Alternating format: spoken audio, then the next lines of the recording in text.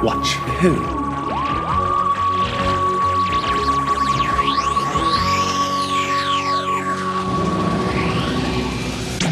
Hello. And welcome to Watch Who, a Doctor Who podcast. I'm Mark. I'm Sarah. And I'm a Doctor Who fan. And I'm new to watching Who. Watching for the very first time. Very first time.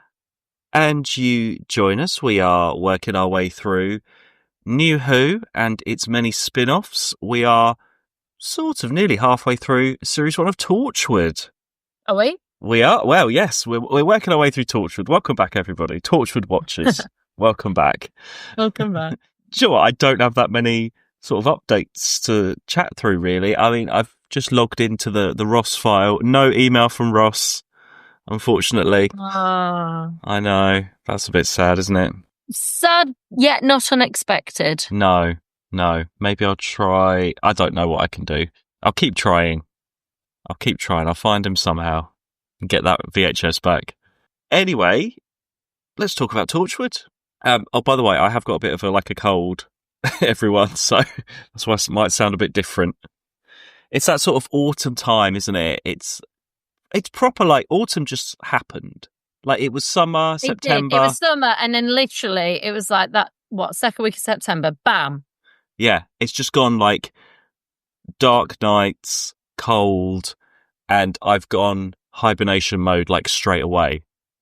And I've got ill, so I had to stay in. It's because usually it's sort of gentle and the nights are slowly, it's getting colder a bit. But this was literally like a switch, and it is proper it feels like the middle of winter already for me. This is going to be a long winter. I'm going to get a lot of TV watched, and you know what? Torchwood is the perfect sort of autumn nighttime watching, I think, for me. Oh, really? Yeah, I don't know, because it's darker story. I don't know. This is kind of a late night sort of watch in the dark. Yeah, I can see that. I mean, maybe it's just because we're watching it in the autumn right now. But I always think of Gilmore Girls in the autumn. Oh, have you done any Gilmore Girls? No, because I did a Gilmore Girls quite recent watch, so I've not had the need for it the same. Normally, I'll get I'll feel it. I'll be like, it's time. But I had it quite recently where I just did the whole season, so I might be all right for this whole year. Who knows? I might get to January and it'll just come over me like a wash, like a late sort of spring. But normally it's an autumn thing. Yeah, that's what I was thinking. Yeah, so I had it around April, May. I had it in the spring this time. Okay, I'm definitely. I mean, I'm still watching. Oh my God, so many things. Bake Off, Strictly, Big Brother, Drag Race. I wondered if you were doing Big Brother. I'm doing all of them at the moment. It's proper TV time right now. Yeah, lots to catch up on. And there's about, as we record this, there's only about 40 episodes of Neighbours left to go. Because I've been watching other stuff, I've not watched Neighbours. I'm about 3-4 months behind on Neighbours. So I've got tons to catch up on. But I want to catch up on so I can watch live the last episode. So I don't know when I'm going to fit that in. Well, I had also been watching King of the Hill, the revival. It's not really a revival, but it is. It's come back. So series 14 or whatever it is, it starts on that, but it's set now. And I used to watch it years ago when it was on TV. Not properly, but I did watch it. Really loved it. Anyone that's seen the reviews, it's brilliant. It works really well. Sometimes when these shows come back, they don't work. This works really well. So I watched it all. I was like, this was great. So I decided I'm going to watch it all from the beginning. Bear in mind, there's a lot of it, though. It's like you watching Bob's Burgers. So I've been doing that as well. So that's kind of been my right, if I have any spare time, I'm just going to sit and watch King of the Hill. But I have, as of yesterday, I suddenly started Series 40. I was like, oh my gosh, I'm finally up to date. So I can kind of take that off the list now. Do you know what? People listening will be like, how have they got so much time to watch TV? It sounds like all we do is watch TV. No, we're not. I don't know. Yeah, it's because of the weather. weather. Don't go out when it's like this. Yeah. You just stayed in and watched. It doesn't happen all the time, but it just happens to be. It's that time of year. Just get all the watching in. Because I also was going to start. I did the first episode of Series 2 of what's it called? Dating Naked or whatever it is on of all the things you choose some absolute tosh sometimes. No, because I watched Series 1 and then in the trailer for Series 2, this woman comes back for like for Oh my more, God. and I want to see what happens. So, But you even watched series 1. That's what I don't get. well, once you get to sort of know them, you want to see what happens.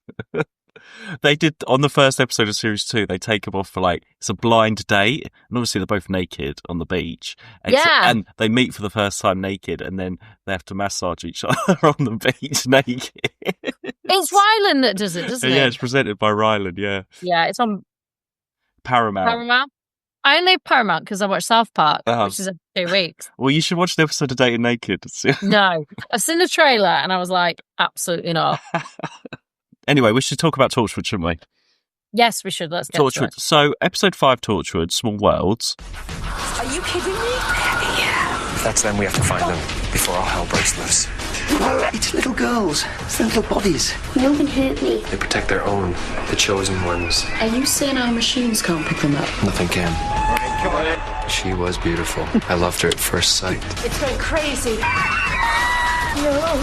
This means these creatures can invade my life whenever they feel like it, and I am scared, Jack.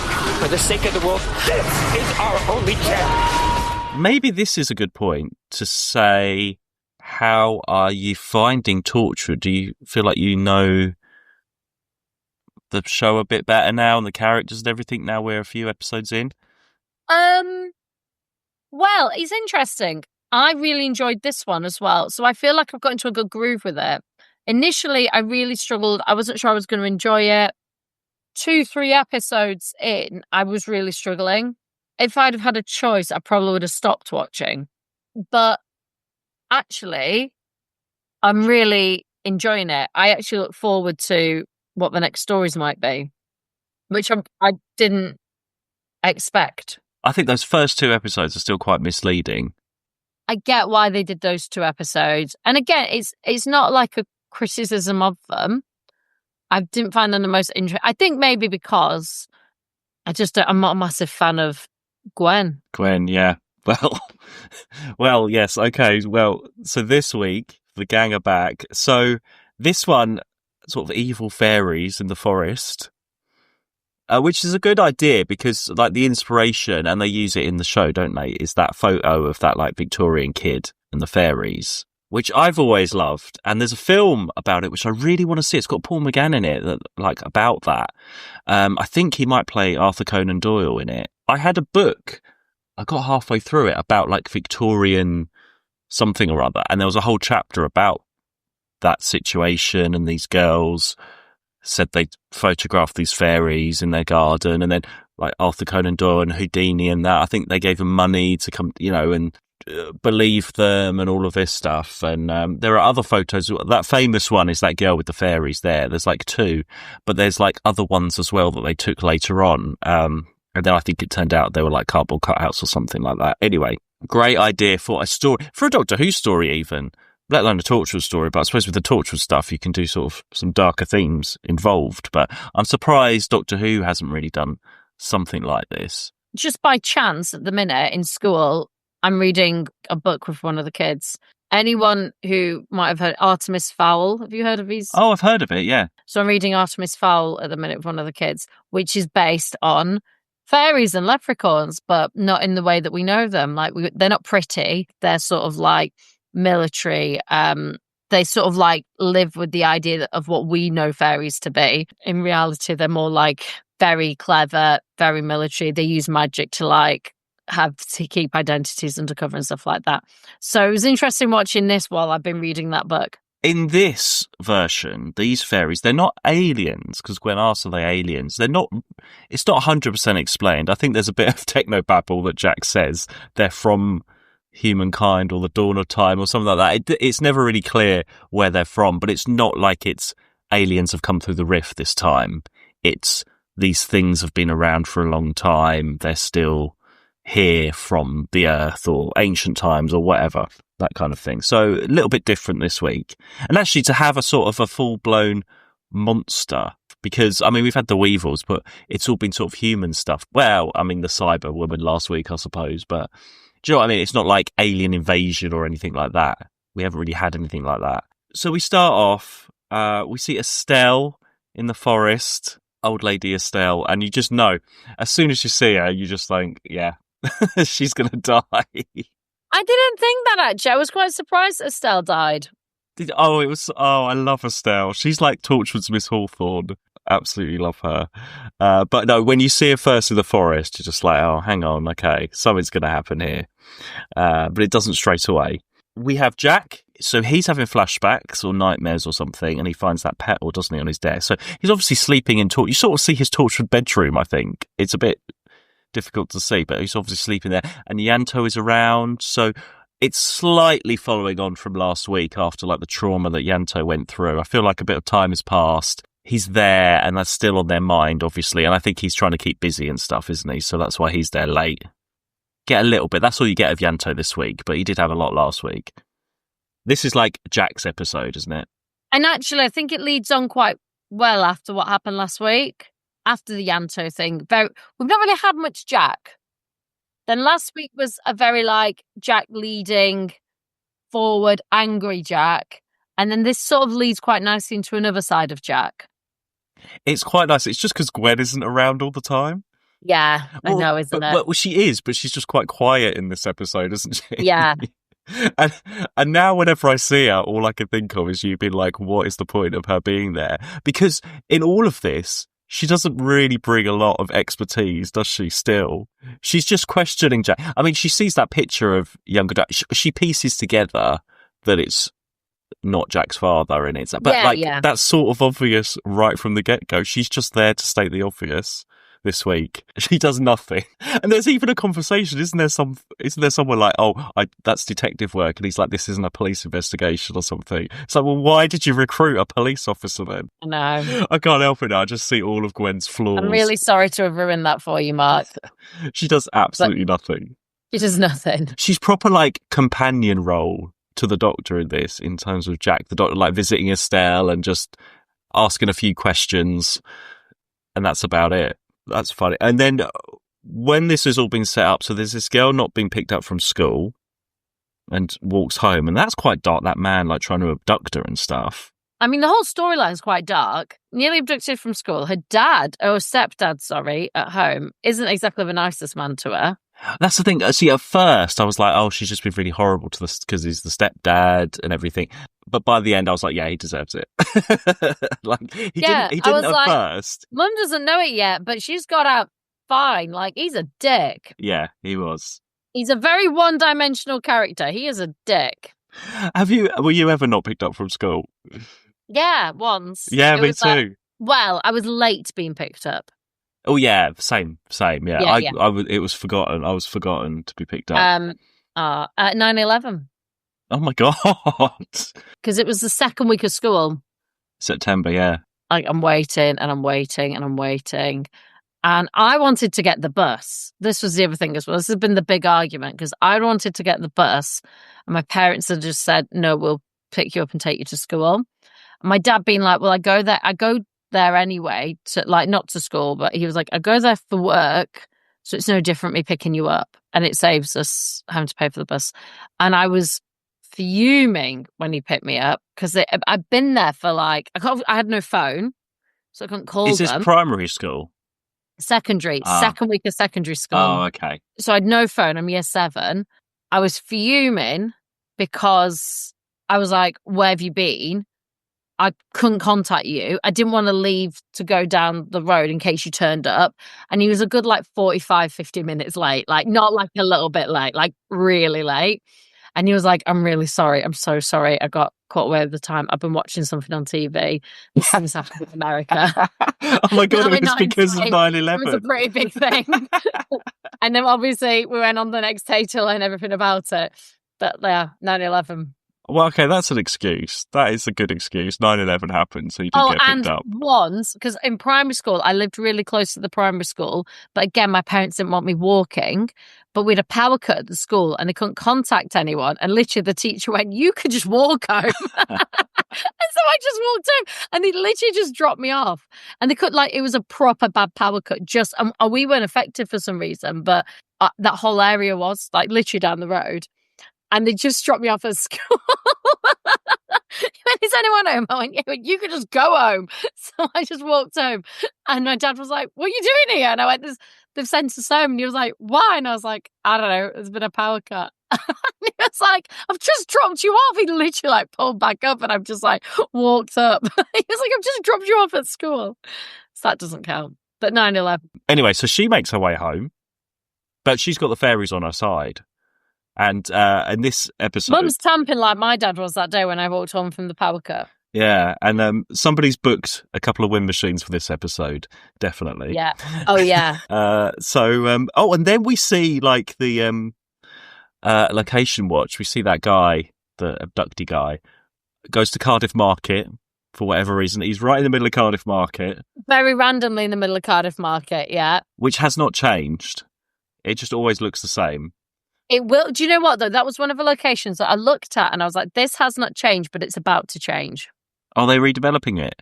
Yeah. Ah, I mean, I used to get a lot of Welsh cakes from there.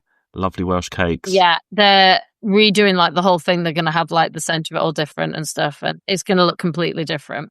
But I was watching it and thinking, well, they're starting it now because they're doing it while they're going to keep some of the shops open, but some have to go. They're going to have less shops because they're going to have some space in the middle for people to sit and eat. In about 3 years' time, that will not look like that. It's looked like that for 20 years since this was made. Exactly. It looks Guys, exactly the same right now. If you need to do your Torchwood location tours, go now. Yeah, you've got about 3 years. Take your photos, recreate small worlds, get those petals. Give or take. Yeah, get your petals in. I saw Christopher Biggins walking through there once. Did you? Yeah. It was very strange. I was just walking through it and he had a hat and scarf. He was on his own. He was just sort of wandering through just the middle. Taking it in. Yeah, he probably in Panto or something, I suppose. But yeah, definitely recognisable. And the police station, so he wants to go to the police station. He's like, obviously being like plagued by these fairy things. And he's like, lock me up because he wants to be safe somewhere where they can't get him. Police station is Roath Police Station. Apparently. Apparently. I wondered which one it was, yeah. So he's in there, but they do get him. And it's a horrible, like the petals thing is quite a striking visual image, isn't it? I feel like that's been done in like a famous true crime murder or something. I feel like that's been done somewhere as like an actual thing. Maybe I've just imagined that, but it's it's a really horrible thing. And that poor guy filming that in the market, the amount of he's just had to stuff a load of petals in his mouth, hasn't he? Also, to be fair, the market's normally heaving and it's very quiet that day. Yeah, but do you think they filmed that at night time and they just got people? Well, yeah, potentially. Outside looked pretty bright. I don't know whether just the market wasn't as busy 20 years ago as it is now. It might have been a Sunday. Because like you say, open on a Sunday. Yeah, exactly. Like you say, outside it was really empty. That street is usually, as you go in, rammed. It's really busy. Yeah. That is literally next door to House of Fraser, where Rose works. Is Howells. It's literally next door. You can get the two locations in one there if you go down that road. Sorry, but he gets got in the police station. And obviously Gwen's expertise there. Everybody else is there. Actually, what I like about this is that Tosh, Owen are there. It's like the whole team are out and about. It's not like it's just Jack and Gwen investigating in their episode. Tosh and Gwen have a little bit to do and they come and, look at the body and stuff like that. And Gwen's expertise, she finds the rose petals in his mouth. That is what she's there for. Tosh seems to be doing the medical examination. She's like, oh, I think he died by this or whatever. And then she didn't notice that there were petals in his mouth. It took Gwen to do that. So that's obviously why she's there. I'm jumping all over the story here, actually. I'm just sort of going through what I remember. Oh, at Estelle's house. I love Estelle's house. And she's got a nice cat called Moses. Yeah, I enjoyed seeing the cat. That was a good looking cat. Yeah. And then with the whole Jack's father thing, obviously you got that. Oh, yeah. I mean, it's really obvious. It looks like him. And we know that in the war, yeah. Well, only because we know as an audience that he can't. Well, they all know that he can't die. Gwen's seen that. But I was wondering, she doesn't know, to be fair to her, she doesn't know that he doesn't age either. From her point of view, so she does take a bit of time to piece it together because she doesn't know that bit of information. And then we get a flashback, don't we, of Jack in the war, 1909. They don't tend to do sepia flashbacks anymore. I like a sepia flashback. It did break it up, actually. I was a bit worried about it feeling a bit twee. Well, it does two things. I mean, it sort of shows that these things have been around all this time. And also, it fills in a bit more of Jack's backstory. Because if you think about it, when we first met him, he was in the war. Yeah. He was doing this sort of alien stuff. He wasn't actually... he was disguised in the war to sell that alien craft to the Doctor and Rose and stuff, didn't he? And then he gets caught up, and then he's immortal. And we still don't know how he got from the game station to being on Earth running Torchwood. There's still a massive gap here, but I'm guessing this 1909 bit is Jack after that. So this is immortal Jack. So he's back on Earth. So this is not before the war bit in Rose, I don't think, because he came, from what I understand, he just dressed up for that purpose to sell that warship that crashed. So it's not like he's been living there for a while. I don't know. And that was like the 40s, wasn't it? Or the 30s or 40s or whatever. So I feel like this is him. Somehow he's got back. He's in 1909 in the war there. And I'm also guessing that everyone died on that train apart from him because he was special or had whatever powers, or because otherwise why didn't they just kill him on that train? Oh, no, I know why. Because he said they accidentally killed a child. So maybe he wasn't part of that. He mustn't have been part of it. So it's a bit confusing where in Jack's timeline that actually takes place, before or after the game station, I'm going to say. Oh, actually, well, what are you, are you enjoying the story then as it's going on? Yeah. I found this one, I think, because it was sort of supernatural, weird, it just felt different. Yeah. It just felt like something different, and I quite enjoyed that, and I thought it brought something different. I didn't really know where it was going to go. No, you're not really sure because you don't really know, especially seeing Jack's past. The way that Estelle dies as well, that's really horrible. And it's that proper horror movie thing. He's like, stay there, don't move. And as soon as I heard the cat, I was like, now she's definitely gone. That is it. That cat is outside. That cat was fine. That cat was not bothered about anything. I love the close-ups of the cat. And that's quite again, it's more like a horror supernatural thing, just having the rain just fall in that location, or the weather, and to manipulate the elements. Again, very Miss Hawthorne thing. If the Demons was like a horror movie, that is how Miss Hawthorne would die. She'd get wind machined or rain machined to death, I think. And then as we carry on, we go to the worst barbecue ever. Well, actually, apart from... Well, no one got to have that food. He had a massive stack of sausages there at that barbecue. He had, planned this huge barbecue. I was trying to work out, what the point of the barbecue was as well. Oh, no, he said it was the mum and stepdad. It said something like, whatever their names were, happy 5 years or something. But, was he going to propose? Because he started out, we've been together. I don't know. I couldn't work out, what a really pompous, I'm going to have a barbecue. It's a weird time. I feel like it would have obviously been a weekday because she's at school. At what weekday do you have a barbecue like that? At what?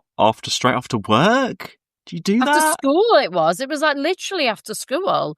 Because if you remember, they closed school early. They've closed school early because of that storm. So we'll just have a barbecue. The school's been closed early because of a wind thing, but they're still carrying on with this barbecue. I'd be maybe we should postpone it because the weather's a bit weird. Should we wait a few days?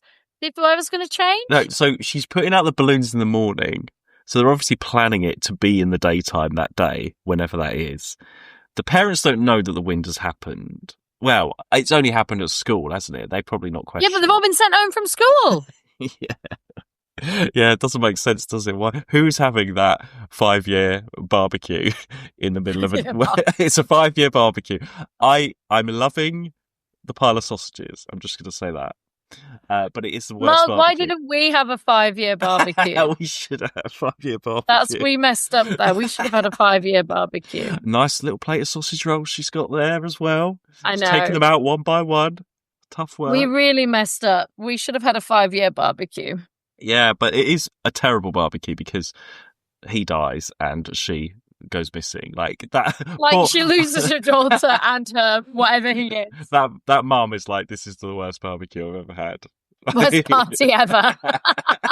That is why you don't have a party on a weekday at 3:00. It's terrible. It is awful. And well, he's the only good thing you can say about that dad is he puts up a fence very quickly. He's very good at putting a fence up. That's a good He's fence. handsy. That's, He's handsy. That's a good. That's a good fence. Yeah. In that morning. Oh, no, maybe he's been planning it for a while. Maybe he's like, right, as soon as she's out of school. Oh, he's been planning it. He's like, I've got a plan. He's already got that wood in the garage. Do you know what I mean? Measured and everything. He's ordered that wood in advance. He's like, don't worry, love. I'm sorting it. That girl, actually, the actress that plays the girl is pretty good.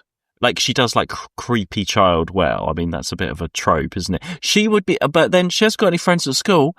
Guess who else didn't have any friends at school who would have got on with her? Chloe Webber. They could have done colouring together about the Olympics and stuff, couldn't they? Chloe Webber would have totally been her friend, I think. They missed a trick there. But I think she's better than Chloe Webber in terms of, like, the creepy child in the street story and talking to the aliens and stuff. Aliens, what am I talking about? Fairies, whatever. You know what I mean. But she loses it when she sees that fence. She loses it. And this is where I'm glad we didn't see the fairies properly throughout until right at the end. Because they are very CGI, which is fine. I feel like when they're attacking the dad, though, he doesn't have any eye line. It doesn't look like he's actually looking at them. He's like, what is that dad trying to do? React to something, and he's like, we're like, we haven't done the fairies yet. We don't know how tall they are, what they look like. Just look around a little bit. React. Yeah. He probably thought that they'll be little, and they've ended up being a lot bigger. Yeah, they're massive. They're huge. And what do they do to? They just fill his mouth with petals. I thought they were going to take out his heart or something. I feel like I can't remember. I feel like they took something. I thought they did. I thought they put his hand down his throat and took out his heart, but then he's got loads of petals coming out of his mouth. I can't remember. It's been like almost a week since I watched this. Oh, okay. And then the girl, it goes off, and then this is a surprising thing. This is the Torchwood. This is very Torchwood and not Doctor Who. Jack is like, yeah, okay, you can just take the child. Deal. That is the difference, I think, in terms of like the moral, like, because if that was the Doctor, he'd be fighting, he'd sacrifice himself or be like, take me or whatever like that. But Jack's, I don't know, you see. I think the Doctor would also do the same. No, absolutely not. Absolutely not.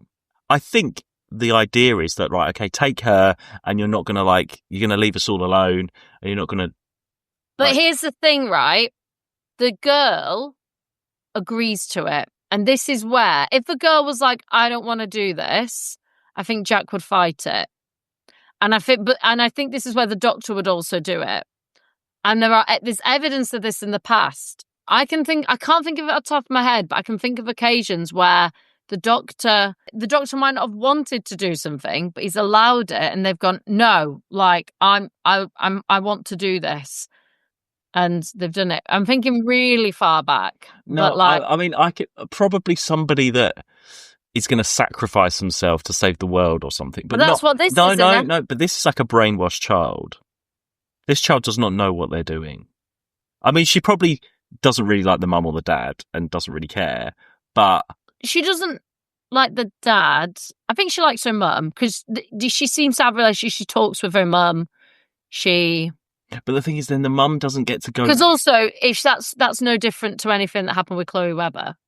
But the difference with the Chloe Webber one was there were times in between. She was fine. She was Chloe Webber was possessed, as in there was something in her. This is more like the child has made this choice of I'm going to go listen. I'm listening to you. Yeah, she's completely brainwashed with it.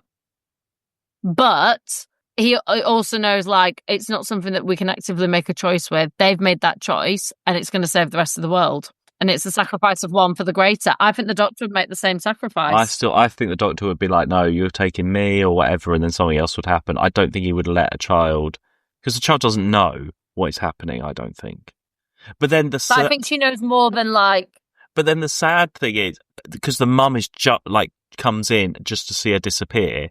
If the mum was there, she could probably talk around and snap her out of it. Because I think Gwen said something or Jack said something. She still hasn't decided yet, and when they grab her, she's still not sure, and then suddenly she's sure, and off she goes. I don't think, yeah, and again, Gwen doesn't really help or do anything. Yeah, I don't know about that. I think I don't think that would happen in Doctor Who. I don't think you would have that. That's the decision, though, that Jack would make, though. that is a Torchwood decision. That is a Yeah, completely. yeah, to keep that threat away from everyone else. And they've killed Estelle as well. So obviously that's a big emotional moment for him. But that mum's acting when she's like crying at the end, though. Oh my God. Oh, yeah. I think generally the last like 2 episodes in particular, but 2, 3, the acting's been really good. Yeah. The last 2 in particular. Actually, there's one bit of acting again, it's Gwen, when they because we see Reese briefly, when they go into her flat and she's like really pissed off and she shouts at Jack. That was a bit of a funny moment, I thought. I was like, why? And why do they even need to go to Gwen's flat? Like, anyway. I don't even know why they went and trashed her flat. I don't know. I don't know why her flat got trashed. Even when Jack's there, he's like, what?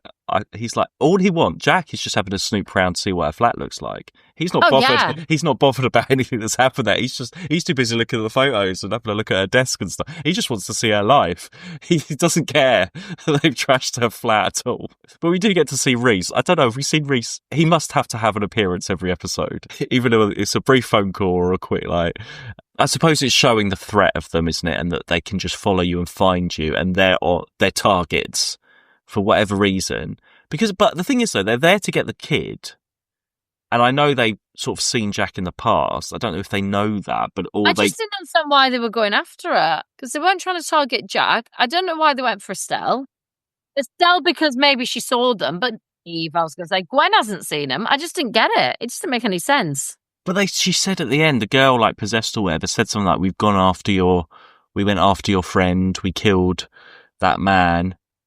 I think they saw Torchwood was investigating, so I think they killed Estelle to warn Jack away.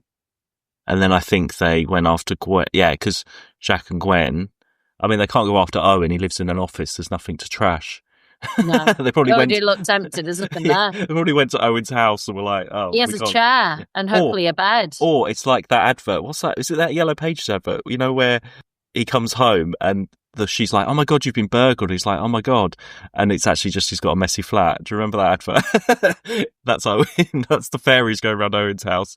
He's like, he doesn't notice that they've trashed his house. But no, it was that decision. I like that. And that sort of added into all the emotion of it all and everything. So, yeah, I like this episode. I can't remember going forward. I can't remember too many of the detail. I know the sort of general episodes, but I don't know the actual details of them. So it's a little bit new to me, again, just going through them.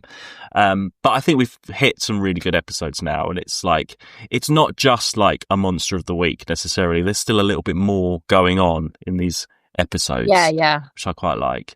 And again, this week, no weird flirting or weird gun training or anything like that. It was just a good story, and it was quite nice just to have that and not know where something was going to go. Well, next time it's called Countryside. It's countryside as in country, CIDE as in homicide, countryside. It's filmed in Swansea, Pennywilt. Out somewhere in the middle of nowhere. Again, another good. I think this will be a good one as well. That's another one done. How do I end this? I didn't do an intro for this one either, so I'll just say, no. Well, guess what? We just been invited to a barbecue. It's 4:00 Wednesday afternoon. Can you make it? Sure. Let's go. I hear there's going to be sausages, burgers, sausage rolls. Murder. Yeah, there's been some balloons up outside. It's that house down the road with the balloons. So just getting ready. Lovely. Anyway, everyone, we're going to head off to that barbecue right now and we'll celebrate 5 years. Okay. See you next time, everyone. Bye. To watch who?